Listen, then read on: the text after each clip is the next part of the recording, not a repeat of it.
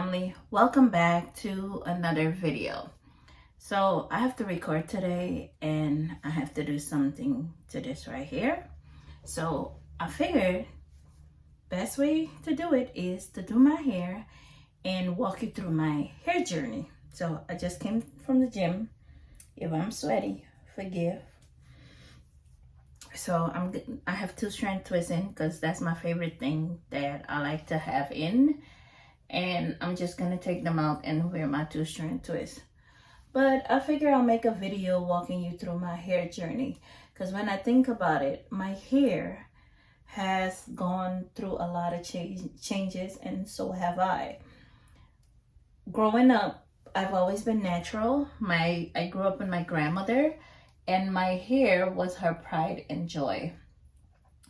When I tell you I used to hate hair day, I used to hate hair day. She would pick a Sunday, every other Sunday, to wash my hair and do it. And she would sit there and take all day just to do my hair. She would comb it out. She would detangle it. She would make small braids. She would put castor oil, tonka. I don't know if you heard of tonka, but she would mix the tonka in with the grease. And people think like my hair was always long. My grandmother used to use some special whatever. No, she used to use this junk and put castor oil and tonka in it and mix it up. And that was our hair grease, our hair food. That's how she used to do her hair. But it just took her forever because every strand mattered, every braid mattered. It just took forever. I couldn't play that day, and that was annoying to me. And if she's taking too long and you're like, am I done yet? Or you try to feel how far you are, she would knock your hands with that comb like on the bone too. Yeah, I've been through all of that. So the first time I had a relaxer is a funny story. My mom came to take us on vacation for summer vacation. So my grandmother sent us with my mom. But what my mom didn't think about was our hair situation. My mom herself has long hair. My mom has locks all the way past her butt to her knees. Yeah, and she had a trim a couple of times, but her hair is to her knees. So, my mom got us for a vacation to go to her country. My mom is from Guyana, and we went to Guyana for summer break. 1 week into the stay, my hair wasn't looking kept because my grandmother braided my hair before I went, but she only knew how to do like the big box braids. So we get there and we were supposed to go out and we got dressed, and now they had to do our hair. They took my hair out, and then everybody was looking at my hair like, yeah, we don't know how to comb this. So they did something to my hair, or pulled it in a bun or whatever. We went out, but the hair stayed in the bun. So 2 weeks went by because we were gone for like 6 weeks. On week number 2, they washed my hair, but they didn't detangle it, and they left it out because it was so beautiful. Now that I'm older and wiser, I know what happens to your hair when you wash it. You detangle it, but you don't braid it up. So that's what happened to mine. So it stayed like that for about 3 days. I guess I can take it no more and they can take it no more. So the next best thing, they relaxed my hair. They gave me a relaxer. As a matter of fact, they gave all of us a relaxer, my sister too. And when we got back, that's the only way they were able to maintain my hair. By relaxing it, they were able to comb it and manage it. But when I got home from that vacation, my grandmother was so pissed, it wasn't funny. That lady was upset that they put a relaxer in my hair because she didn't want any chemicals in my hair. And she vowed from that day on never to touch my hair again. And she didn't. She never touched my hair again. So from then, I had to learn how to take care of my hair, how to handle my hair. I had no idea how to take care of a relaxer, but I had a relaxer. She didn't touch none of her hair. That's how I learned how to braid. because I had younger sisters and I had to learn how to do their hair because she wouldn't touch their hair either because it was processed. So I was braiding my sister's hair and I was taking care of my hair the best I knew how to. I was a teenager at this time. I was in high school. So fast forward, I had a relaxer up until I came to the United States. I came to the United States. I was working in a hair salon because I was good at braiding. I've been braiding since I was young, taking care of my sister's hair and my cousins. So here I learned how to do locks, did the whole family. Most of my family are dreadlocks. They're Rastafarians. So yeah, did my family's hair, got into locks. So one day I decided I wanted locks. So while I had my relaxer in our country, if you wash your hair with beer, like the beer, not Heineken, but we use the beer from our country, it'll strip the relaxer if you keep doing it. So I kept doing it. So while my hair was relaxed, I put locks in. Yeah. So I had locks for about 3-4 years. I was pregnant with my son. You can see the transition from the relaxed part to the natural part that grew out, and the lock was just growing like that. So after a while, when my hair was like shoulder length with the regular hair, and then it had this much relaxed, I cut off the relaxed part and had shoulder length locks. I was rocking my locks good. Then I was teaching. I was a high school teacher. I taught English in school.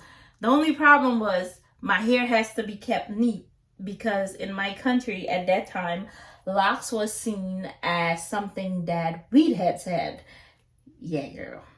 So I had to make sure my hair was always neat. And coming from the United States and teaching abroad, I knew how to do locks, so my hair was always neat. But that comes at a price. And what was the price? The price was my edges.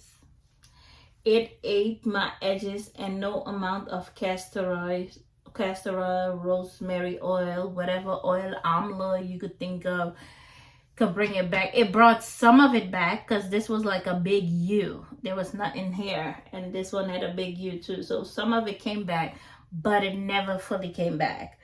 So that's what happened by me retwisting my hair and styling my hair every 2 weeks.